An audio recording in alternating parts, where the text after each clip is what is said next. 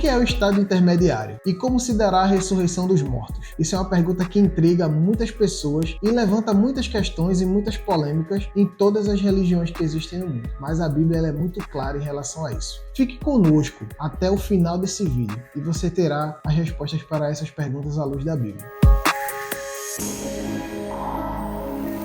Olá, graça e paz a todos. Sejam bem-vindos a mais um vídeo dos seus primeiros passos. E na aula de hoje, a lição número 7, nós vamos tratar a respeito de vida eterna. Mas antes de falar de vida eterna, precisamos falar a respeito da morte e como surgiu a morte. A doutrina que trata da morte é chamada de tanatologia. Essa doutrina, ela vai falar sobre os aspectos da morte, por que as pessoas morreram, quando surgiu a morte e quais os níveis e os impactos que isso traz na nossa vida espiritual. O ser humano, ele foi criado por Deus para ser imortal. A gente vê isso lá em Gênesis capítulo 3, versículo 22, quando diz o seguinte: Então disse o Senhor Deus, agora o homem se tornou como um de nós, conhecendo o bem e o mal. Não se deve, pois, permitir que ele tome também do fruto da árvore da vida e o coma e viva para sempre. Nós inferimos deste texto de Gênesis capítulo 3, versículo 22, a recompensa do ser humano por sua obediência a Deus plena seria a vida eterna. Esse seria a premiação para o homem, se ele fosse aprovado. Como ele pecou, Deus, ele tirou esse homem do jardim para que ele não tivesse acesso à árvore da vida, comendo-a, viveria para sempre, alcançaria a imortalidade. Deus, ele tira o homem do jardim justamente para ele não ter esse acesso e viver para sempre em pecado. Então a gente infere desse texto que o ser humano ele foi criado para viver em obediência a Deus. E a recompensa dessa obediência seria a vida eterna, a imortalidade. Deus, ele alertou o homem quanto à questão do perigo da desobediência. Deus, ele falou ao homem sobre o perigo de desobedecer a sua ordem. A gente vê isso lá em Gênesis capítulo 2, versículo 27, quando ele vai dizer o seguinte: Mas da árvore do conhecimento do bem e do mal, dela não comerás, porque no dia em que dela comeres, certamente morrerás. Então Deus disse ao homem: olha, seja obediente, obedeça. O paraíso está aí, o jardim está aí, acessível para você a todo tempo. Mas da árvore do conhecimento do bem e do mal, vocês não devem comer, porque se vocês desobedecerem a essa ordem, certamente vocês irão morrer. Então é a partir desse momento,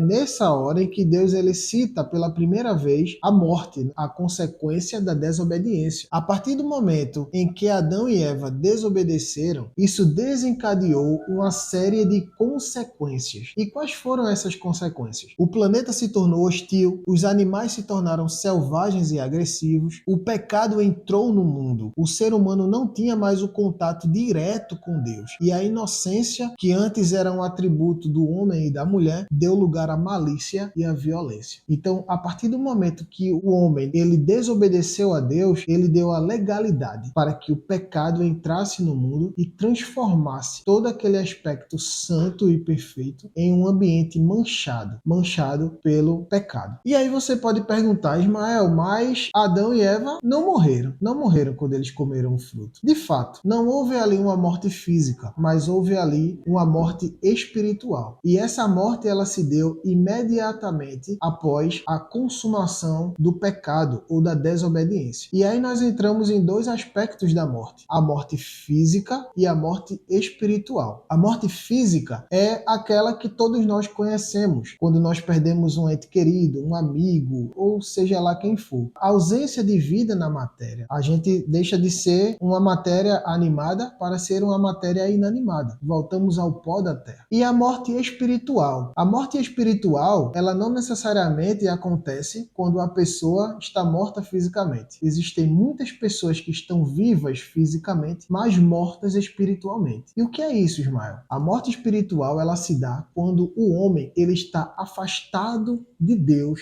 e da comunhão com ele através ou por causa dos seus pecados. Então, o pecado na vida do ser humano, ele causa a morte espiritual. E esse pecado é consequência, essa morte espiritual espiritual, ela é consequência do pecado original, daquilo que aconteceu com Adão e Eva no jardim. Os nossos pais pecaram, foi transmitido para toda a raça humana esse gene do pecado, esse gene da desobediência, e todos estão mortos em seus delitos e pecados. Até que esse homem conhece a Cristo, e Cristo ele vai vivificar essa pessoa novamente. Quando lemos lá em Efésios capítulo 2, versículo 1, lemos o seguinte: Ele vos deu vida, estando vós mortos em vossos delitos e pecados. Então veja que Paulo ele afirma isso. Cristo nos deu vida, estando nós mortos em nossos delitos e pecados. E como resolver essa situação? Como foi que Deus ele resolveu essa situação do pecado original, da queda do homem, do afastamento, da separação do homem na comunhão perfeita que Dantes tinha no Jardim do Éden? Deus, em sua infinita bondade e amor, ele enviou o seu Filho Jesus para vir resgatar esse homem. E Jesus, quando ele veio, ele cumpriu dois objetivos principais. Ele venceu a morte espiritual, nos dando a vida eterna. Nós lemos lá em João, que diz o seguinte: porque Deus amou o mundo de uma tal maneira que deu o seu Filho unigênito, para que todo aquele que nele crê, olha a condição aí, não pereça, mas tenha a vida eterna. Então, crer em Jesus Cristo é a condição para você ter a vida eterna. E Jesus, ele também venceu o segundo desafio, que foi a morte física. Cristo, ele ressuscitou dos mortos ao terceiro dia. E ao ressuscitar dos mortos ao terceiro dia, ele nos garantiu que, quando morrermos nele, ressuscitaremos também, igualmente com ele, naquele dia glorioso, o dia da ressurreição dos mortos.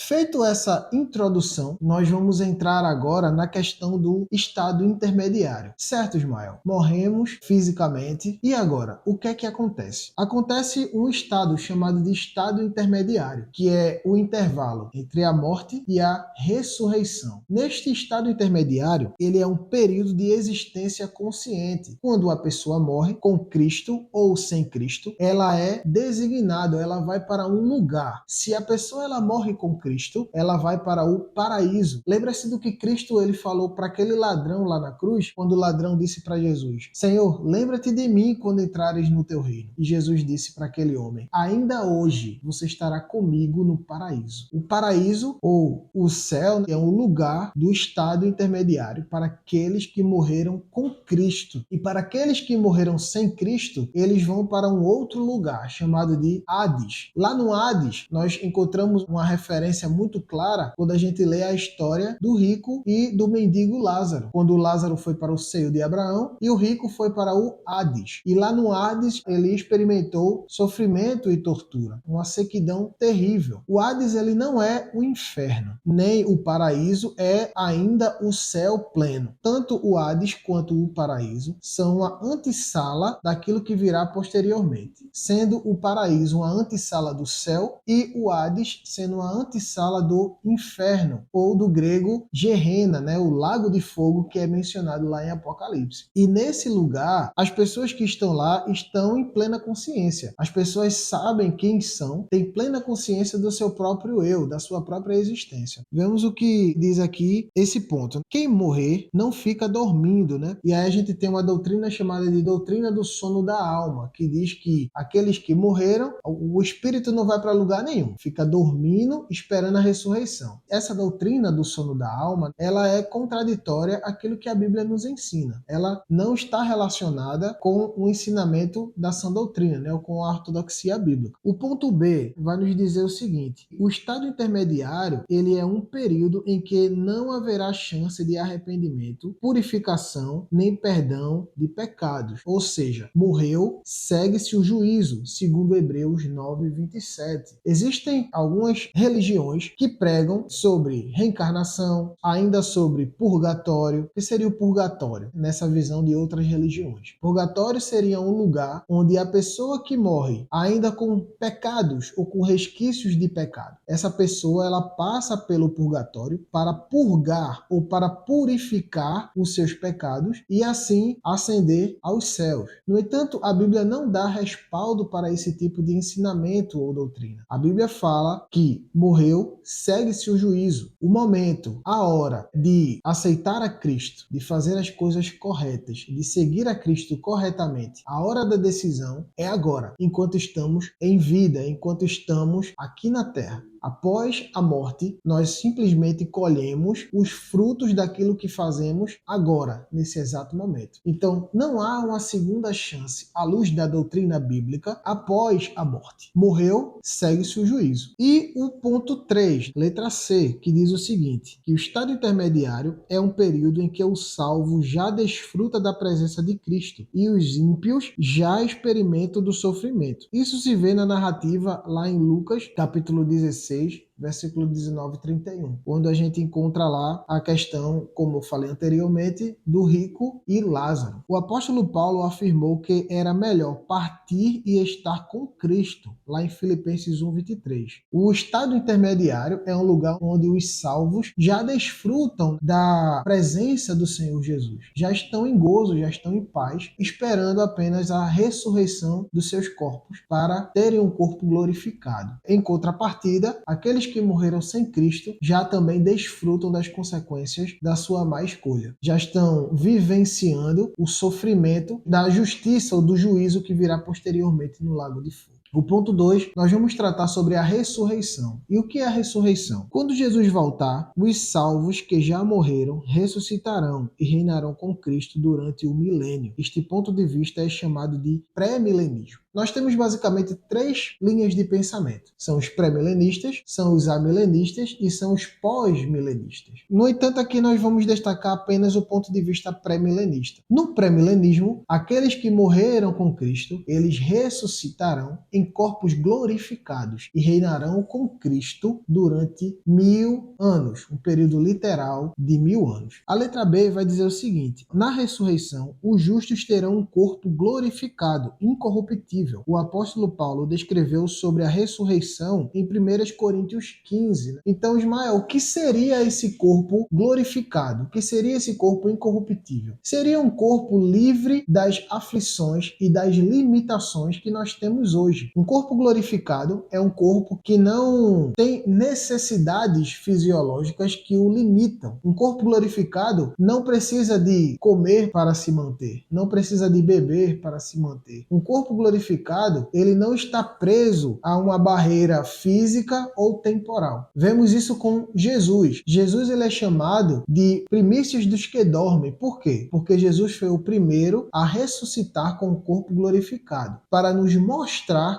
como seriam os nossos corpos quando nós ressuscitarmos na ressurreição dos santos. Vemos que Jesus, no caminho de Emaús, quando ele vai fazer a ceia lá com os discípulos, ele aparece e desaparece. Quando ele aparece para os discípulos em Jerusalém, ele aparece e desaparece. Jesus, ele comia. Jesus, ele andava de um lugar para o outro, ele interagia com as pessoas. No entanto, ele tinha propriedades em seu corpo que o faziam diferente. O corpo glorificado, ele é um corpo imortal. Ele é um corpo sem doenças. Ele é um corpo sem limitações. Ele é um corpo perfeito. Ele está envolvido numa capa de imortalidade, numa capa gloriosa. E assim será o nosso corpo quando nós ressuscitarmos na vinda do Senhor Jesus. O ponto C diz o seguinte: os ímpios ressuscitarão após o milênio. A gente vê isso lá em Apocalipse, capítulo 20, versículo 5, e serão julgados segundo suas obras, lá em Apocalipse, capítulo 20, versículo 11 ao 15, tratando-se do juízo final. Lá em Apocalipse diz que o mar dará os seus mortos, o inferno dará os seus mortos, ou seja, grandes e pequenos, todos prestarão contas diante do justo juiz. Aqueles que morreram sem Cristo também ressuscitarão para serem julgados no grande dia do juízo final. E o ponto D: após o juízo final, a morte, o inferno e todos aqueles que não foram encontrados no livro da vida serão lançados no lago de fogo e enxofre. Esta é a segunda morte, como vemos lá em Apocalipse capítulo 20, versículo 13 ao 15. Enquanto isso, os redimidos estarão para sempre com o Senhor.